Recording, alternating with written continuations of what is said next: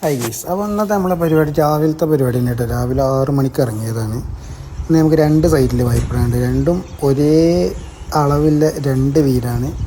2 സൈഡിലാണ് വൈപ്പിടാനുള്ളത്. ഇതൊന്ന് കാട്ടിലാണ്. കാട്ടിൽ അത്യാവശ്യം ഫുൾ ഫോറസ്റ്റാണ് ഈ ഏരിയ.